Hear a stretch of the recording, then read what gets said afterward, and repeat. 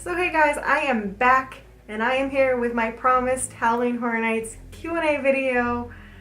Hurricane Harvey is finally gone. Sadly, however, while I'm filming this, we're not sure what's going to happen with Hurricane Irma. It's sitting just off the coast of Florida. So while my stress of Hurricane Harvey is currently over, we still got a long way to go before Houston's normal again. Life for me is somewhat back to normal, but now I have to worry about everyone I love in Florida. And to be frank, we're not sure if we'll even be having Horror Nights next week. The event is supposed to start next Friday. Don't really know what's going to happen with that, but I'm going to go ahead and film this video. And if you're watching in Florida, just know that I am thinking about you. I'm going to be worried about you all weekend. Hope you're all okay. Hope you're safe. And now let's go into some Halloween Horror Nights talk and try to distract ourselves from all the craziness that's happening in the world because Mother Nature's gone bonkers. So let's talk Horror Nights. So my last Horror Nights video that I'll link right up here, I asked you guys to send me questions, whether it was just personal questions that you wanted to know about Halloween Horror Nights regarding me, or if it was more information about the event that you needed to know. So I've got questions off of Twitter and questions off my YouTube channel, and I'm going to answer those today. So let's get to it. But before I start, can we all just take a moment to admire this shirt, because Stranger Things, y'all, season 2, very soon. Can't wait. Singing Lover 01 wants to know, for someone who's not a big fan of scary events, what would be my advice to them? This one I have personal experience with. If you guys don't already know, this is going to be my 15th year of Halloween Horror Nights. However, my first event was 2001, and I didn't go into a haunted house until 2006. So I went to 4 years of events because I skipped 2002.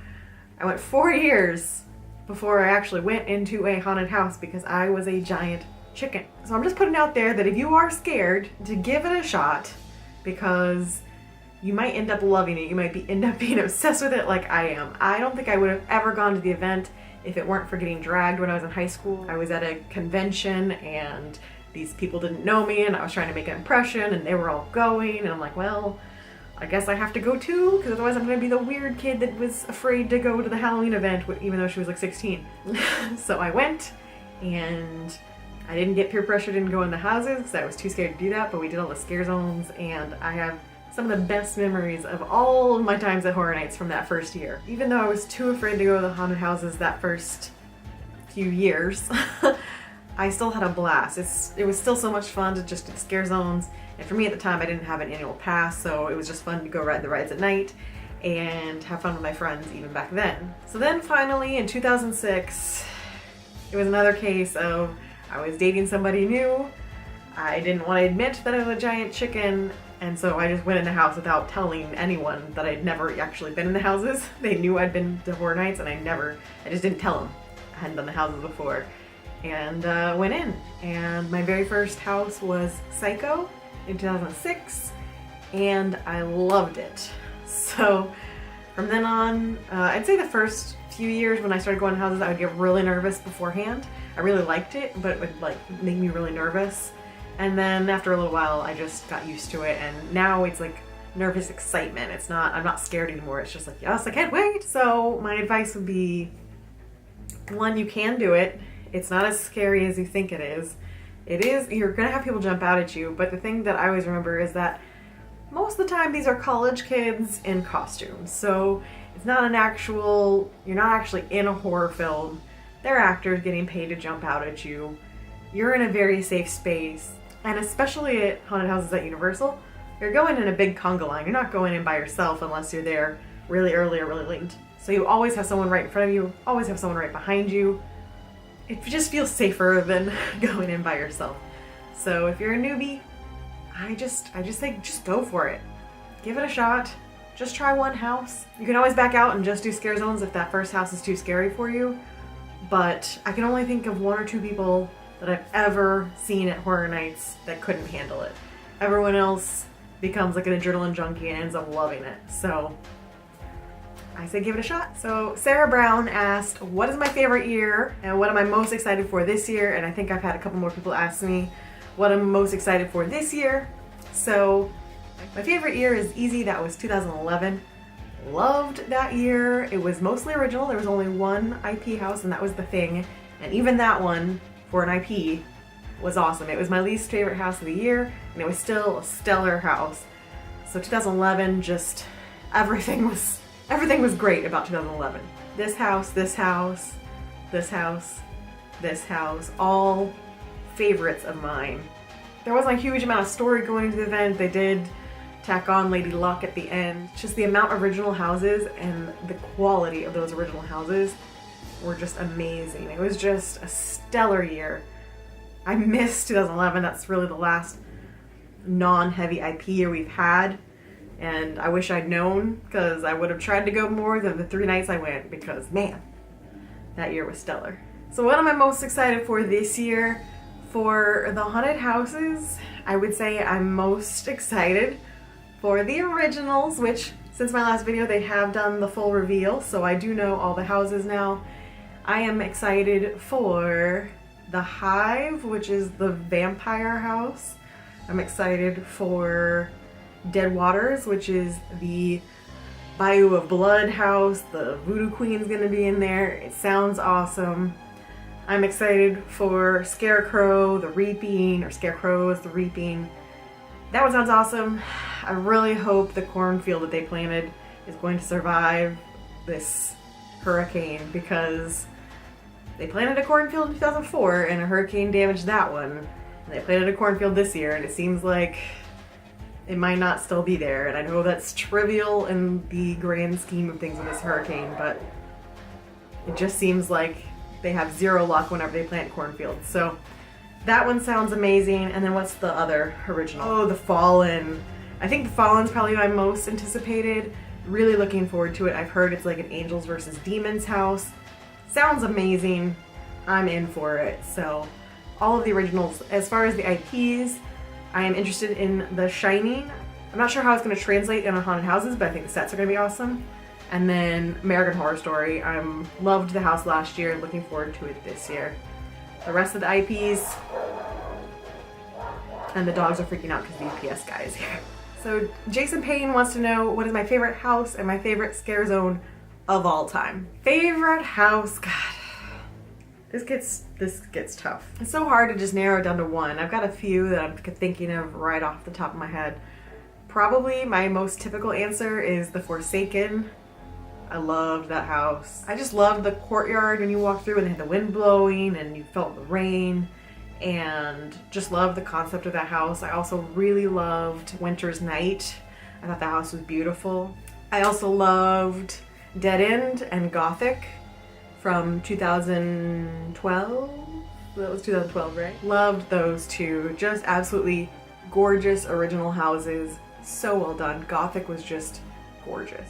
And one more, because I should have just done my top 5, because that would have been this, but Catacombs. Catacombs from 2010.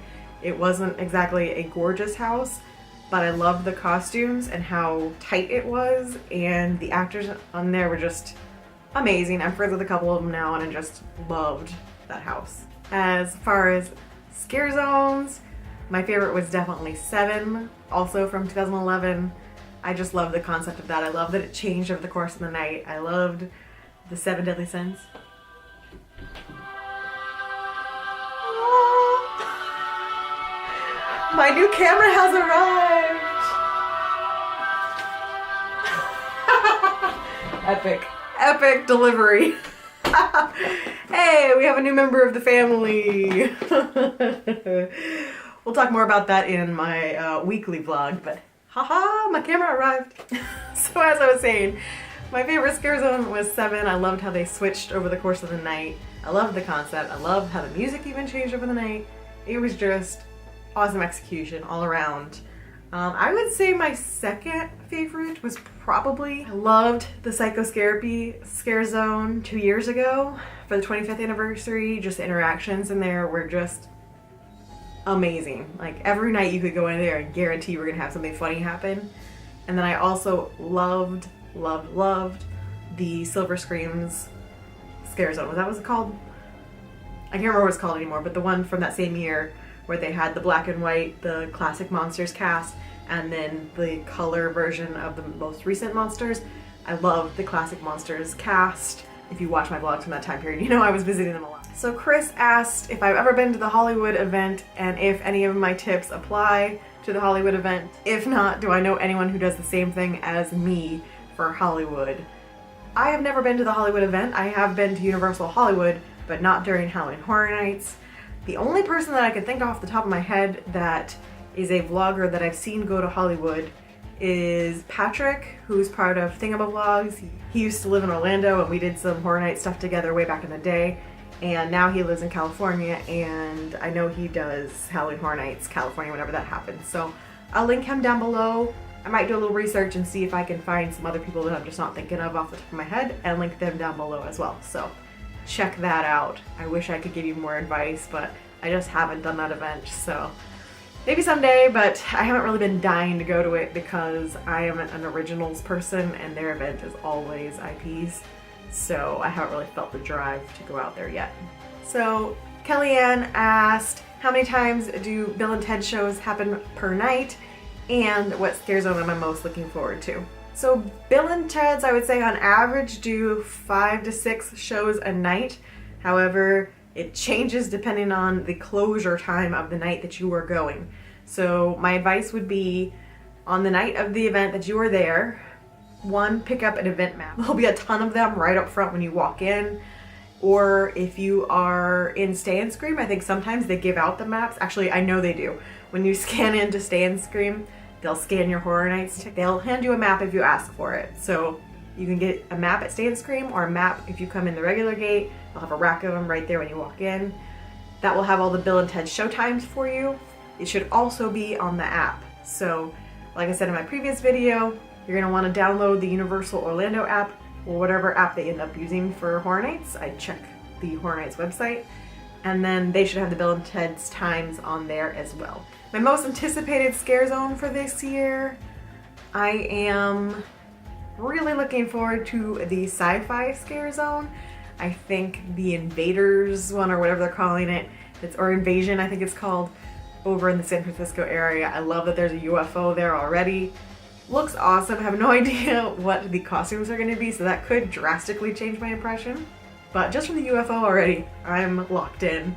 I don't really know what to think of the rest yet. Obviously the Trick or Treat one, probably, I like the doors that they put out, the doors that everyone's been taking pictures of. Those look really neat.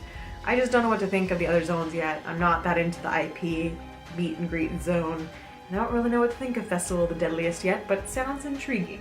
Okay, Steve Lamb didn't leave me a question, however, he did point out a tip that I wish I had included in my previous video, and that is, if you do end up buying Express, do not use Express during that first window of time if you're doing Stay and Scream.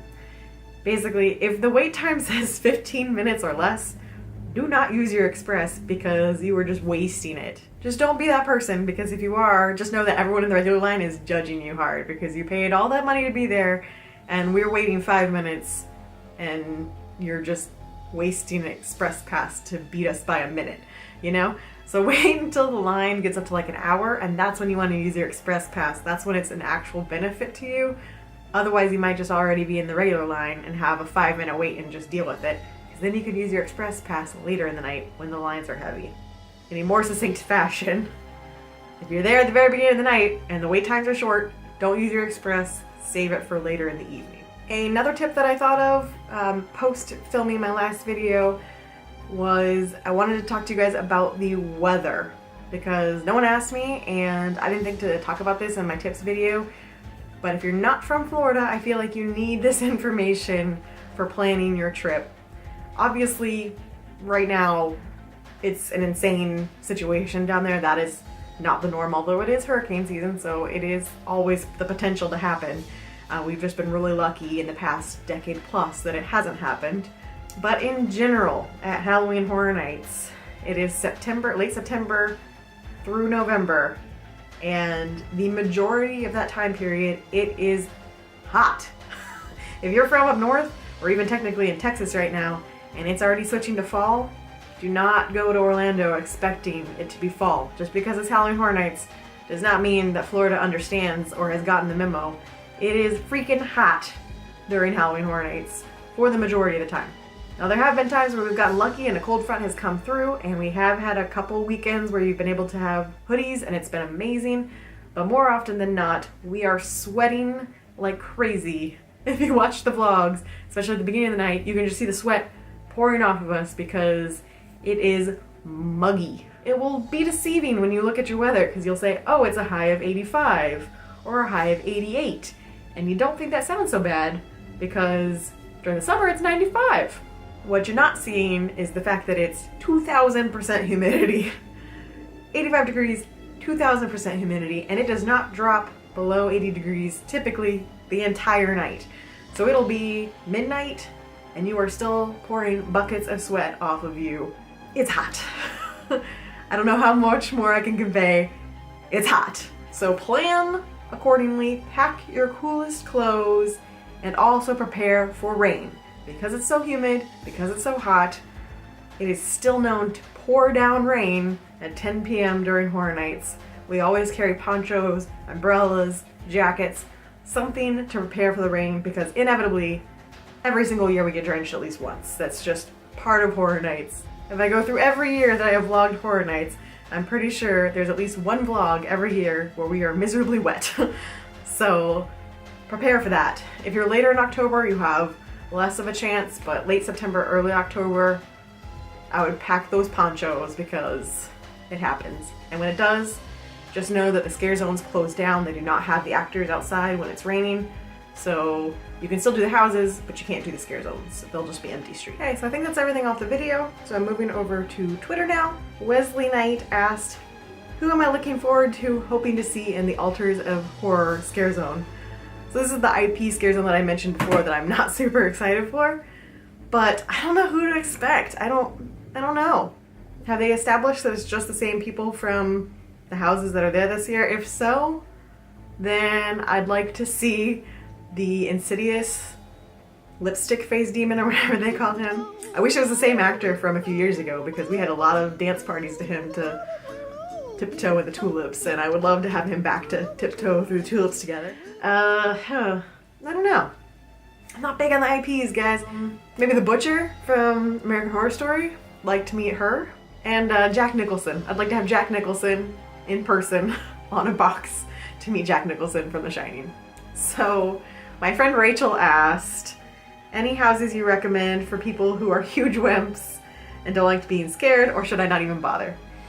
It's hard for me to recommend a house when I haven't been this year yet, so I don't know which ones are going to be the really scary ones and which aren't. But kind of like what I said earlier, I would just try one and see how you do. I don't think I would try the American Horror Story as a first house because that is the mega house, so it's going to be really long.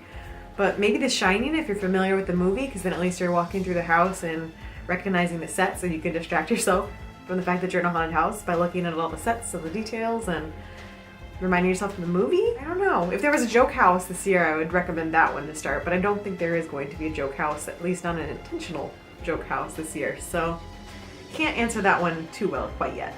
Samantha McCrae asked if I would ever recommend doing Halloween Horror Nights if you don't do the houses. Obviously, yes. I did it for 4 years without going in a house. I loved the scare zones. It was a way to ease myself into getting scared, getting used to that setting, and working my way up to being brave enough to go in the houses. And even those years, I loved riding the rides, and I loved doing Bill and Ted's, and I had a blast even without going to houses. So I would give it a shot, and then maybe someday you'll be brave enough to try a house. Stephen Lamb did ask me a question. I was wrong. He just asked it on Facebook. What order should we hit the houses in? Again, this is going to be hard for me to answer until I'm actually there because the order kind of changes every year based on popularity. I am going to start the year probably at Finnegan's. Yeah, probably. I'll probably start at Finnegan's and try a path doing as many of the front sound stages as I can before they let the crowds in, and then I usually head to the back and try to do those houses, and then eventually I work my way back up to the front once the lines have died down a little bit. However, our path has changed drastically in the past few years. We used to start at the front houses and then go to the back tents. The cycle's just depending on what other crowds do this year, which houses become the most popular. I can possibly do like a little update tweet or something on the path that I found most beneficial after I've been to the event. So Nash asked, Any strategies on game plan when you aren't doing stay and scream? So this is actually a really good question because I didn't cover this in the first video. My advice for this would be get there early. You don't have to get there as early as 5 p.m. But try to get there on the earlier side so that you can enter at the beginning, go through security, and just be ready at the gates for when they open them. Don't do like everyone else. Everyone else who doesn't know what they're doing is going to go straight for American Horror Story. I would not recommend doing that. That's just already going to have a crazy line because Stay and Scream is going to it. You're probably going to wait an hour right off the bat, and then when you come out, everything's going to have a wait. So my advice would be for this, you've got two options. You can either skip past American Horror Story and go to the next soundstage house, which is probably The Shining, or you can make a right, and Saw entrance should be right there. Most people, the general public, are not going to realize it's there. They're just going to go straight down the street. So if you make a right when you come in, Saw is usually right there. It should be open by the time you get in. If for some reason they're running behind and it's not open yet, I would keep going, go through the trick-or-treat scare zone, and head to Ash vs. the Evil Dead. That one will definitely be open, and start your loop there, because all those soundstage houses, that's where everyone heads first. So if you can't be in Stay and Scream, I would save those till the end of the night. So Ashley asked, what do I typically wear to Halloween Horror Nights? Best scare zone interaction, and tips to not get exhausted. So I think I kind of covered the tips not to get exhausted in the previous video, and that's mainly to make sure you take breaks, make sure you find a bench and just kind of relax for a little bit, make sure you drink a lot of water or non-alcoholic beverages, because like I mentioned, it's hot, so you need to stay hydrated throughout the night. Just remember to sit down sometimes because you're standing a lot. You're standing in lines, you're walking a lot. Make sure you take some sitting breaks. As far as what to wear to Horror Nights, this kind of goes along with what I've said before. It's hot. Have I made that clear yet? It's hot. If you're later in the month, I would do layers. I would wear like a tank top and shorts and have like a flannel or something tied around your waist. Obviously, I'm talking about females here. I have a huge wardrobe of fall colored tank tops. I usually do a tank top and shorts and sneakers. When I was younger and had better feet, I would wear boots or something cute. These days, my feet do not let me get away with that, and so I am the unfashionable one wearing sneakers that don't match my outfit at all, and it kills me a little inside every single time. However, when I'm doing 4 nights of Halloween Horror Nights in a row, I kind of just have to listen to my feet and be comfortable even if it kills my fashion sense inside. So I highly recommend good walking shoes. Don't wear sandals, because then when it rains, you're gonna have really squishy feet. Unless you're like my best friend Brittany and just have feet that are completely forgiving of you and don't ever hurt, I would not recommend wearing anything too fashionable like boots or definitely don't wear heels, dude. That's a terrible idea. But wear something really comfortable. Wear something that you know you can walk for long periods of time or stand for long periods of time and be comfortable. And then pack a poncho or a hoodie or something that you feel comfortable wearing if it rains. Don't worry about it getting cold after it rains, because it's just like summer or any of the other storms in Florida. Typically it just gets steamier unless you're later in the month. Once fall hits, then definitely you'll need your jeans, your little hoodie layers, whatever you want to do, but prepare for it to possibly rain, prepare to sweat a lot, and be comfy. Oh, my best scare zone interaction. Oh my goodness, there are so many. I mean, the scare zones are pretty much my bread and butter of this event. They are the reason that I'm obsessed with it, because every single year I make new friends and go and visit them and just have a blast with it. So I'm gonna start with 2012 because that was the first year that I lived in Orlando, so that was the first year that I started going more than a few times a year and really built those relationships. In 2012, I met Marzipan. I'm gonna put my link to our last interaction here. He and I met earlier on in the year. We had an inside joke develop over Marzipan because he was asking me for Marzipan and I didn't know what to call him later on, so I started calling him Marzipan. I think in terms of the zone, he called himself Bill, but to me, he will always be Marzipan. So the last day of the event, after asking me every single time he saw me if I had candy, I brought him a Marzipan candy. So that link to that video is here. I also have a friend, Val, who works this event many years, and I have a ton of great interactions with her. She is also in that video. Just year after year, she and I have had a blast together. In 2013, what happened in 2013? Oh, nothing. Nothing happened in 2013 because that was the Walking Dead year. 2014 is when I met my scarecrows. My scarecrows! This was just by chance. I was hanging out in that scare zone, kind of watching people scare, and I noticed that two of the scarecrows were just working really hard and getting some really good scares and working together to get really good scares. And so I started watching them, and very early on, they started interacting with me more often. I said in my previous video that if you do camp scare zones, sometimes the actors will come up and start interacting with you. And they were two that were like that, where they noticed that I was coming back, and so they interacted with me more because they're like, oh yeah, that's her. She likes to get scared. So by the end of the month, when I'd come to see them frequently, you know, they'd scare somebody and then kind of look at me like, yeah, I did that, you know? We just had a rapport. So after the event, got to know both of them. I still go visit them in their scare zones every year. Very sad to report that my favorite scarecrow is not scaring this year. And I think way back in my weekly vlogs, I mentioned to you guys that a few of my friends did not make it this year. And my favorite scarecrow is sadly one of them. However, his was a little more his own deal. He waited and auditioned on stilts and didn't get the call back. So he kind of knew that that was a possibility. So my favorite scarecrow will be attending as a guest, and I'm heartbroken over it. But maybe, by chance, we'll actually just hang out as normal people attending the event this year. We'll see. And then the other one that I'm really sad about that's not returning is Horror Nights' boyfriend. Guys, for real, Horror Nights' boyfriend is not back this year after the past 4 years of us having our hand hearts. Universal broke them because he did not get cast this year, and I think this was going to be his 9th year scare acting, and he did not get asked back, which is crazy. It happened with a lot of people, but those are the two that were personally my friends that I visited every year that I'm very sad I will not get to visit this year. But I know that I will see him because he and I see each other in Stay and Scream all the time. So he and I will definitely see each other, just not by visiting him in a scare zone, which makes me sad. But that brings me to 2015. 2015, my favorite was Dr. Frankenstein. Had a blast with him, multiple visits. He was my favorite new person in 2015.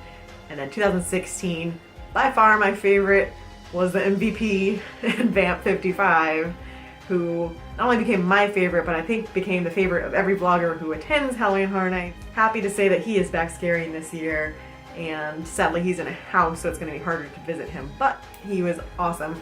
And just props to all the cast of Vamp 55, because I had amazing interactions with them the whole time we were there. Some hysterical interactions. But man, I just went to that zone just purely to watch Ian scare. He was amazing. So Ian is the MVP for the Vamp scare zone, and I can't wait to see who I meet this year, what kind of interactions I'll have with someone new and my old friends. I actually don't know if I have any friends in scare zones this year. Not everyone's posted their locations yet. Most people I know are in houses though, so I thought I was done, but I went through one more time to check to make sure I didn't miss anyone, and I found another question from Jason, and I feel like this is a good question to end the video on, and it is, do I like the new era of IPs at Halloween Horror Nights, or do I miss the old days of originals? And by now in this video you probably already know the answer to this, but man, I miss the old days. Aside from maybe Stranger Things, where I would love to see that as a house someday. I don't really know that it would work as a house, but that is one IP where I'd love to see it.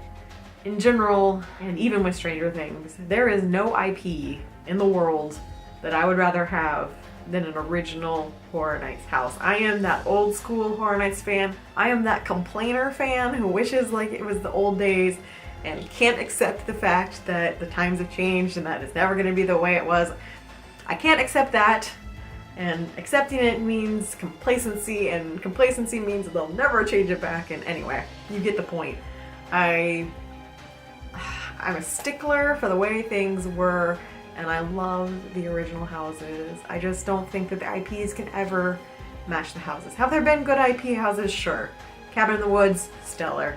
American Werewolf in Paris the first year, stellar.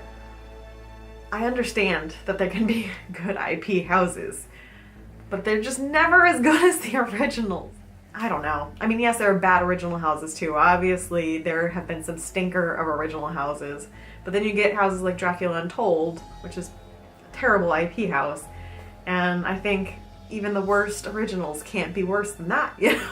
It just, what drew me to Halloween Horror Nights was the original storylines they used to put on their websites. It drew me into the event. It made me want to brave the houses, hearing these backstories, having these teaser websites that led up to the event that just got you excited and drew you in. I miss those days. I know plenty of you guys miss those days. I know I'm not alone in that. I obviously know it's a business. I know the IPs bring in a bunch of money. We all know that the park has gotten way busier ever since they added IPs. Praised that Walking Dead is gone. At least we don't have Walking Dead this year. That is an improvement. It's hard to get excited for Ash vs. Evil Dead when I've never watched it. And it's hard to get excited for Blumhouse when 2 of the properties in that house we've already seen in a house before. You know, it just accumulates into apathy. If you don't like the IP, like in this case, I do like American Horror Story, I do like The Shining, so I am interested in those, but the ones that I'm not interested in, Saw, I just don't have much excitement for those houses. I know they're gonna be fun. I have fun no matter what. I know there's gonna be good scenes. Every house has at least one good scene. It's just not the same excitement that I feel for the unknown of Dead Waters or the unknown of the Fallen. And I think I enjoy when A&D has full control and full creative freedom to create whatever they want to create. I don't know that we'll ever go back to that. I pretty much lost hope after 5 years in a row of IPville. I just think that the powers that be will not let it go back to the way it was.